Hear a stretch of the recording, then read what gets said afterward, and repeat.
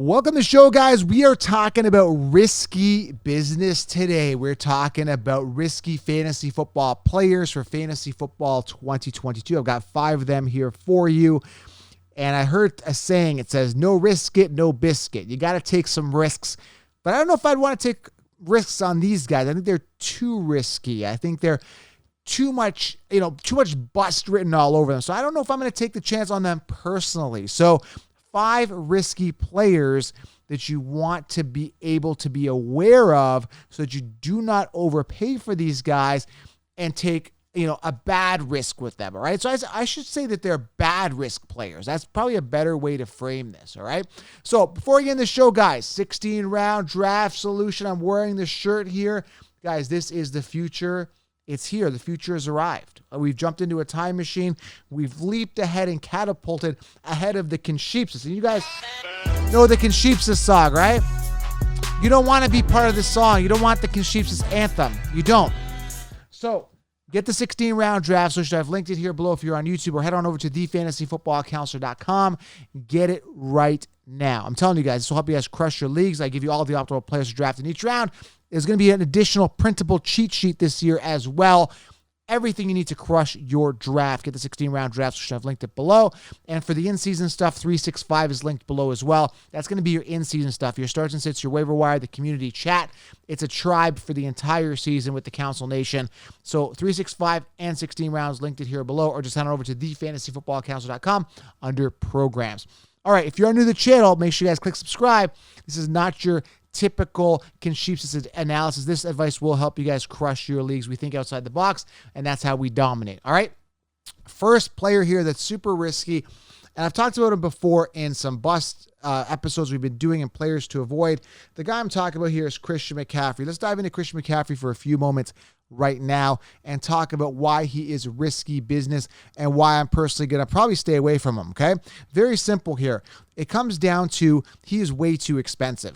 And a lot of people have been having this debate with me, and I did this post on IG a couple days ago stating that, Saquon Barkley is going to shock a lot of people because he is immense value. He's sitting 15th in PPR amongst running backs on the consensus rankings and in the magazines and all that when they come out.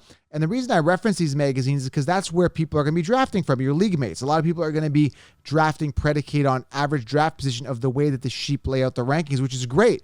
Us Lions, us Council Nation, us 16-rounders are seeing things. We're saying, okay, well, that doesn't make sense. I'm seeing Saquon coming off, which, again, it's very early for mock drafts at the time of this recording. He's 15th on the Concheapsis rankings, which means he's second or third or maybe even 4th round, depending on how many people are in your league. And if people value Saquon higher, I can get Saquon for value. And Christian McCaffrey here, who's a super risky player, is second amongst running backs on the consensus rankings.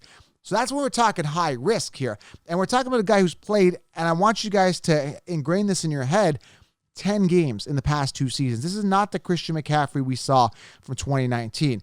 And if you look at his numbers, okay, 2019, everyone makes such a big deal out of Christian McCaffrey. 2019 was the biggest year he had. That was the year he had, 15 touchdowns. Prior to that, he had 7 touchdowns the year before, 2 touchdowns the year before that, playing 16 games consecutively 3 years in a row from 2017 to 2019, and 2019 was his biggest year with 287 attempts. He really wasn't, he had that one good year. That was it. We had sensational numbers, right? 355 points in standard, and he had the astronomical PPR year with he had 471 points. And again, not to take anything away from him in 2018, he had a good year because he had those 107 receptions on 124 targets, 6 receiving touchdowns. He still did good, but it wasn't as big as his 2019 year. So again, you can say the same thing about Barkley, but Barkley's like a 3rd-round pick. Here's the thing. Christian McCaffrey's a major risk this year. It's an entirely new offense than it was from 2019. Suspect quarterback situation, new offense. Again, I do not trust the Panthers. I do not trust Christian McCaffrey finishing a season. And some people say, well, Joe, there weren't even major injuries with him. And I get it.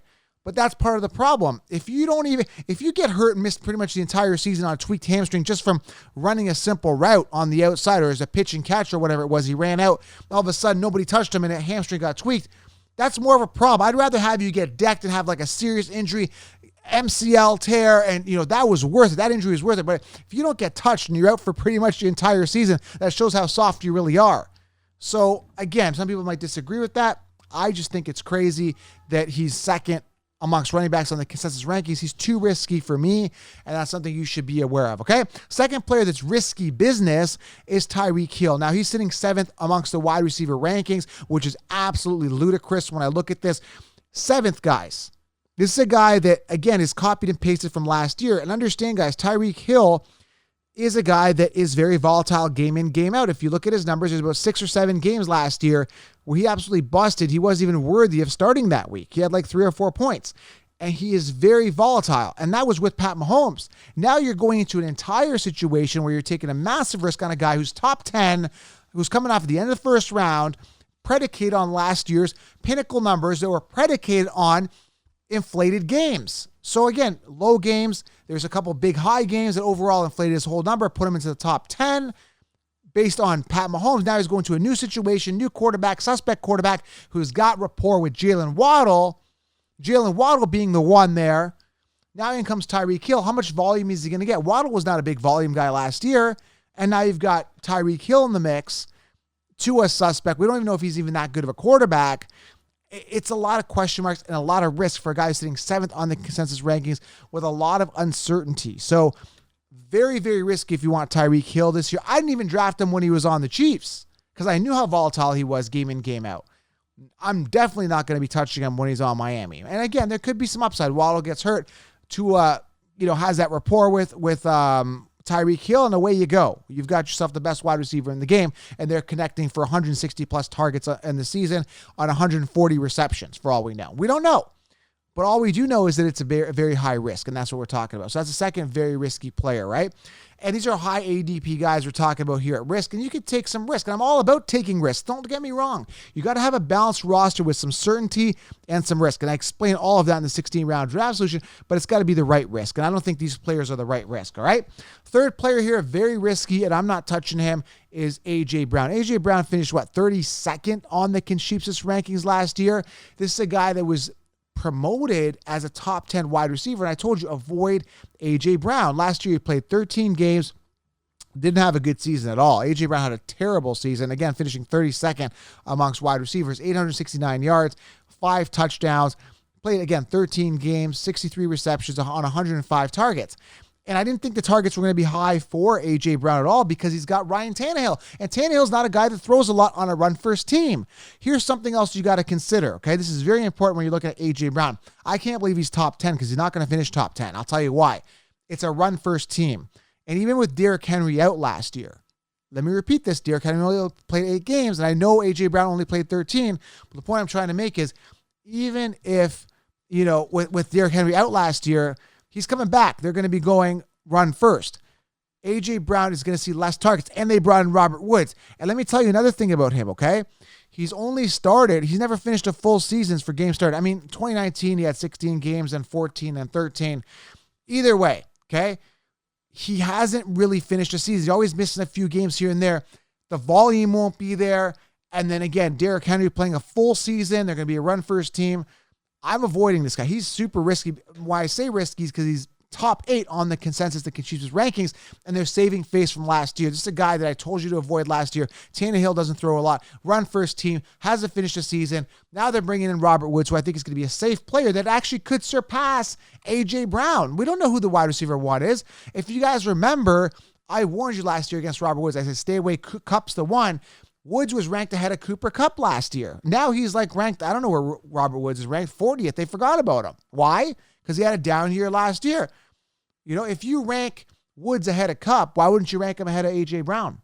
A.J. Brown is not as good as Cooper Kupp, yet the mainstream did it last year. They had Robert Woods ahead of Cooper Kupp. I warned you. I said Kupp is the one.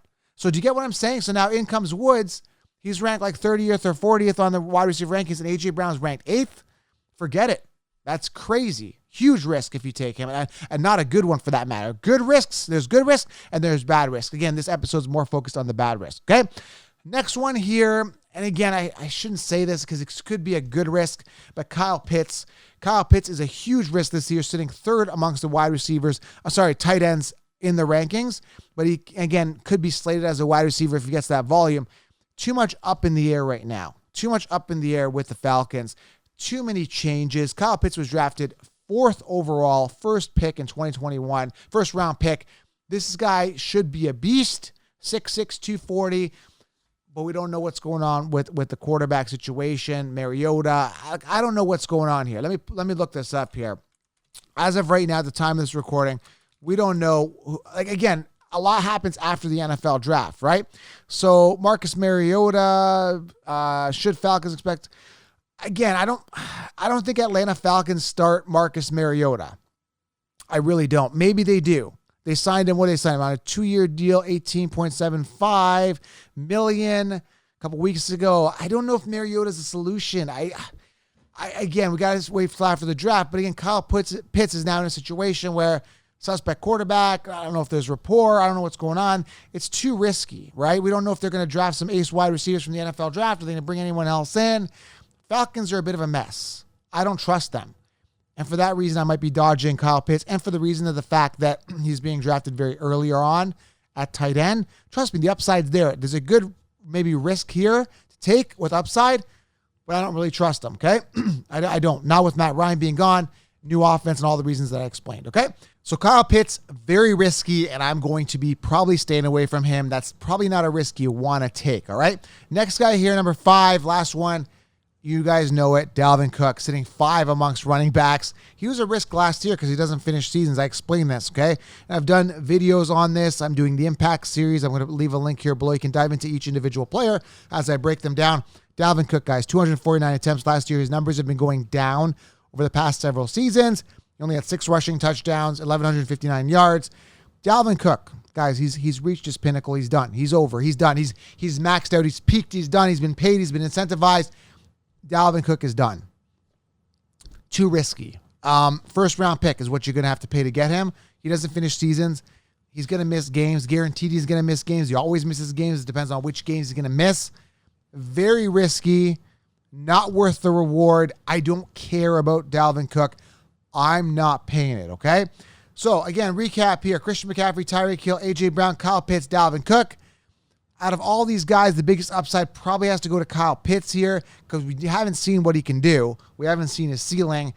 But again, very suspect offense, very suspect situation. Dalvin Cook's very risky, going to miss some games. Christian McCaffrey, entirely new offense, played 10 games past 2 seasons. Tyreek Hill, suspect quarterback. A.J. Brown, volume's going to be a question.